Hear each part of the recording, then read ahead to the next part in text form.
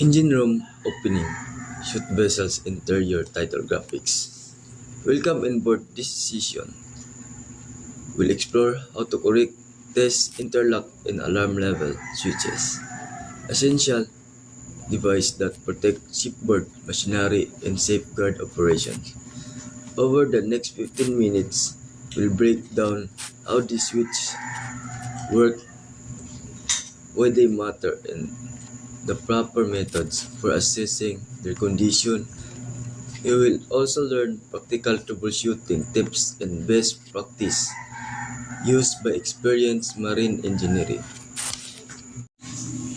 Why routine friction tests matter? Failure simulator system, capacitance diagram, operational statics. Friction tests ensure this device will work then you need them most. Ignoring them can lead to equipment breakdowns, costly downtime, or even hazard events. We verify highlights. Real accident where truly switches contribute to system failures, underscoring the importance of true testing and consistent maintenance. Best practice safety measure. PPE check, lockout, tagout. Example, documentation produce. Always prioritize safety in conducting these tests. Follow a checklist after use proper PPE and apply lockout tagout protocols. Where necessary, adequate logbook entries help track equipment performance and identify trends that may require documentation. How to test an interlock switches. Demonstrate on real system. Main lube oil pump interlock. Now let's go. Let's do a complete interlock test. Our sample is the lube oil pressure interlock for the main engine. After performing all safety precaution, locate and press the test button. Switches simulator a low pressure event. You should hear the alarm and see the shutdown activate. Use a multimeter to verify the circuit has opened. Once done, reset the system.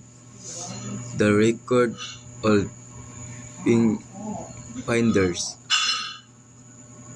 include switch behavior and time of test. How to test an alarm level switches. Engineer perform alarm test on cooling water system. Indicator close up. Next, the alarm level switches test. Using the cooling water high temperature alarm as our example pressure. The test button to trigger the alarm confirm that the correct alarm appears on the panel and that the local indicator responds as expected. Check that the display temperature matches the simulator value. Reset the alarm afterward. The document every details accurately. What are interlock switches? Interlock switches prevent severe machinery damage by automatically stop equipment when operating conditions put outside safe limits, whether it's a pressure drop on a over temperature situation or indicate void flows. These switches intervene before conditions become unsafe. We look at how each type works and how they interface with the vessels, automation, and control system. Troubleshooting common problem.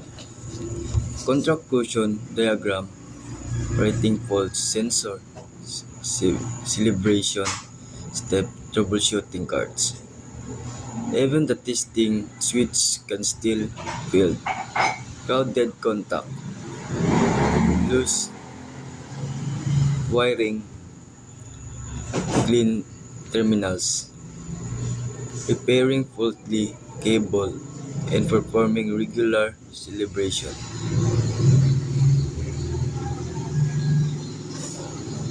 Can resolve most issue.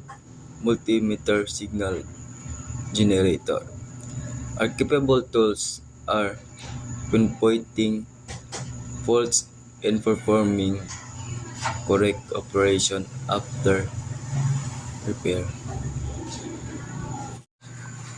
What are interlock switches?